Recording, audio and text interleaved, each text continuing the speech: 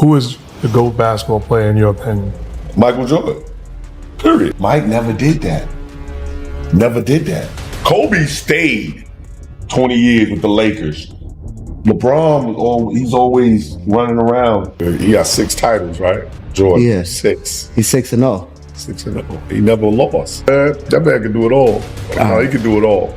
All right. I told you, I said no weakness. Are y'all serious right now? Stop disrespecting LeBron. In the endless battle for basketball's GOAT title, sometimes a single statement ends all debate. And that's exactly what happened when former NBA guard Kenny Anderson, who once faced Michael Jordan himself, gave his verdict: Michael Jordan. Period. No debates, no explanations needed. And that's what made it so powerful.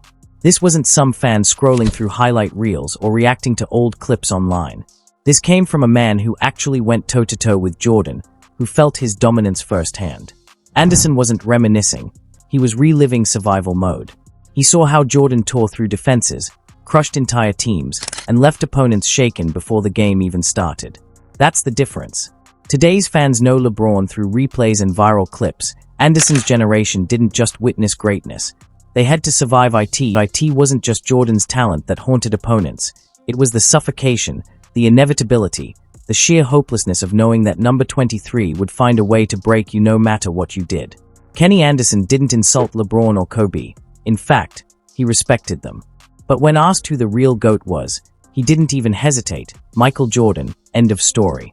Then came the line that cut deepest: Jordan never made mistakes on the basketball court. That was the perfection. It wasn't just about his 6 championships or legendary moments. It was about mastery. Try trapping him, and he'd adapt. Force him left, he'd beat you left. Double team him, he'd carve you apart with precision passes. Jordan played like a grandmaster in motion, always 3 steps ahead. There were no flaws, no weaknesses, just domination. And that's why Anderson's words sting so deep. In today's era of stats and longevity debates, Jordan remains untouchable in the one area that truly defines greatness: perfection under pressure, no weaknesses. Pure perfection. That's the difference. For Michael Jordan, greatness wasn't just about stats or longevity. It was about being untouchable. Every move, every decision, every shot felt precise, inevitable. LeBron has greatness, no doubt, but Jordan had flawlessness. And when the conversation turns to the GOAT, perfection isn't a bonus, it's the requirement. Only Jordan ever reached that level, and that's why his throne still stands untouched. I say it's not because of the competition level. And I'm not, LeBron is one of the best ever to play the game, but when you run around different teams, you play with this guy, play with that guy, Mike never did that. Never did that. He stayed and got Pippen, but other than that, it was just they were good players, but LeBron James, Kobe stayed 20 years with the Lakers. LeBron, he's always running around playing with Wade, Chris Bosh, they won, and Kyrie, Kevin Love. Jordan didn't chase championships, he built them from scratch. That's where Kenny Anderson's truth slices clean through the LeBron myth. When things got hard, Jordan didn't look for escape routes. He stayed in Chicago, took the hits, endured the heartbreaks, and fought through the bruising Pistons and the mighty Celtics until he conquered the league. His dynasty wasn't gifted, it was crafted, brick by brick. LeBron's path, on the other hand, has been a trail of departures. When Cleveland grew heavy, he left for Miami. When Miami fell apart, he ran back to Cleveland, but only after Kyrie and Kevin Love were waiting. And when that burned out, he packed for LA with Anthony Davis. As Anderson pointed out, LeBron's always had superstar lifelines: Wade, Bosh, Kyrie, Love, help at every turn. Jordan had Pippen, sure, but Pippen wasn't born great. He was forged in Jordan's fire. That's the difference. Jordan didn't join a kingdom, he built one. His rings weren't transfers or trades. They were roots, grown in sweat, sacrifice, and a culture of domination. Even Kobe, Jordan's closest reflection, stayed loyal through 2 decades of storms, rebuilding instead of running. That's what defines a king: loyalty, perseverance, and ownership of the grind. Jordan ruled his empire. LeBron too often played the role of a hired gun. And that's why Anderson's words sting so deep. Jordan didn't run. Jordan didn't chase. Because when it comes to true greatness, How you win matters just as much as how much you win, and Jordan proved legends don't follow shortcuts. They create them. Now, I'm going to tell you, let's look at the record. He got 6 titles, right? Jordan, Yeah. 6. He's 6-0. 6-0. He never lost. That's true. That's true. Like, he never lost. Then he He lost. lost in the first round. He lost and didn't make it to the playoffs. There was other times When he was playing lost. baseball, he came back. He lost other times. Are we just gonna erase every loss with an asterisk? No, because Boston was beating him down. Yeah. With 4 Hall of Famers in the starting lineup. LeBron lost to KD, Steph, and Clay, and we don't put no asterisk next to it. We just say he lost. 6 trips, 6 rings, 6 finals MVPs. No shortcuts, no asterisks, no excuses. That's the fortress Michael Jordan built, and no one's ever scaled its walls. Kenny Anderson laid it out plain, his 6-0. He never lost. And that simple truth wrecks every argument in the GOAT debate. LeBron's defenders love to throw around words like tougher competition and different eras. But the finals don't care about context, they care about results. And in that arena, Jordan was perfect. LeBron, 4 wins, 6 losses, and 2 of those wins came with help. In 2013, against the Spurs, LeBron coughed up the ball twice in the final minute, and it took Ray Allen's miracle 3 to keep Miami alive. Without that shot, LeBron's 3-7. In 2016, down 3-1 to the Warriors, he was spectacular, but when it came down to the final possession of Game 7, it was Kyrie Irving who hit the dagger. Without Kyrie, LeBron's 2-8. That's not criticism, that's history. Jordan never needed a savior. He was the savior. He was the Ray Allen, the Kyrie, the closer who ended every doubt before it started. LeBron's losses weren't just defeats, they were collapses. 2011 against Dallas, the chosen one became the frozen one. 2014 against the Spurs, blown out. 2018 against the Warriors, he passed up the killer shot and fell apart in overtime.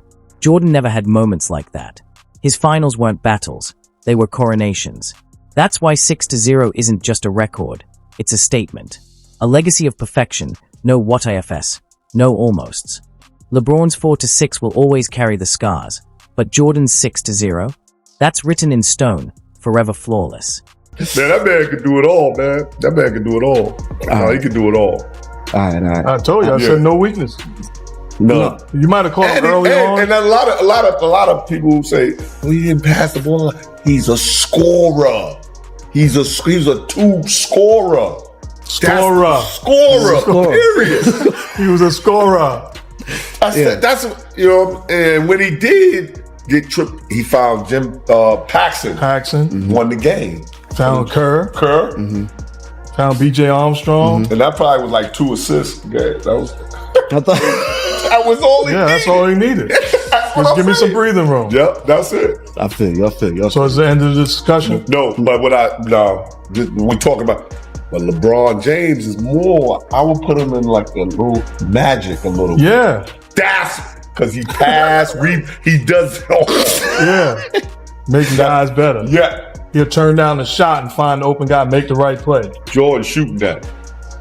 Are y'all serious right now? Stop disrespecting LeBron. No, we respecting him. Y'all saying he's in the Magic. He's more in the Magic. No, he's in the GOAT conversation also. There's people that believe the Magic's in the GOAT conversation, so we're not disrespecting him. Yeah, no, Magic is in the GOAT. All right, man. All right. I'm gonna You're show talking respect to to 2-point y'all. guards. We say Magic, that's the faith. Jordan had no weaknesses, none at all. That wasn't hype or nostalgia. It was Kenny Anderson's honest testimony, spoken like a man who survived it firsthand. Jordan could do everything. He wasn't just a scorer. He was a storm that adapted to whatever the defense threw at him. Force him left, he'd glide and finish. Force him right, he'd soar and score anyway. Double him, and he'd pivot, fade, or thread a perfect pass right through your trap. He was ambidextrous at the rim, deadly in the mid-range, unstoppable in transition, and surgical in the post. You couldn't box him in, couldn't bait him, couldn't scheme him out of a game.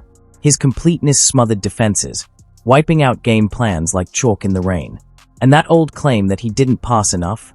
Pure myth. Jordan passed when it mattered most, when championships were on the line. In 1991, he kept feeding John Paxson for dagger after dagger to bury the Lakers. In 1993, he broke down the Suns' defense and trusted B.J. Armstrong to close. In 1997, he told Steve Kerr to be ready, and Kerr hit the game winner. That wasn't padding stats. That was basketball genius. Jordan didn't just score. He orchestrated victory. That was pure situational brilliance. Jordan didn't pass to look humble. He passed to win. That's what separated him from everyone else. Now, line that up with LeBron James. For all his greatness, his flaws are visible, and they've cost him. His free throws. A gamble that's lingered for 2 decades. His jumper. Still shaky, hovering in the mid-30s from deep despite endless work. And those weaknesses have shaped his instincts. We've seen him hesitate, pass up open looks, avoid the line, and let someone else take the defining shot. Pressure exposes LeBron's cracks. But for Jordan, pressure brought out his power. He wanted the double team, wanted the free throws, wanted the shot that would echo through time. That's the razor-thin line between greatness and the GOAT. Jordan's game was airtight, no leaks, no flaws, no fear. LeBron's brilliance, as dazzling as it is, comes with conditions. And when you're talking about the crown, even the smallest weakness disqualifies you. That's exactly why Kenny Anderson brought Kobe Bryant into the discussion. Because if anyone ever breathed the same rare air as Jordan, it wasn't LeBron, it was Kobe Bryant. Kobe lived the obsession, the kind that consumed sleep, strained relationships, and became his very identity. He stayed loyal to the Lakers for 20 years, never running when things fell apart. Instead, he rebuilt from the rubble, dragged the franchise back to glory, and demanded excellence from everyone who shared the floor with him.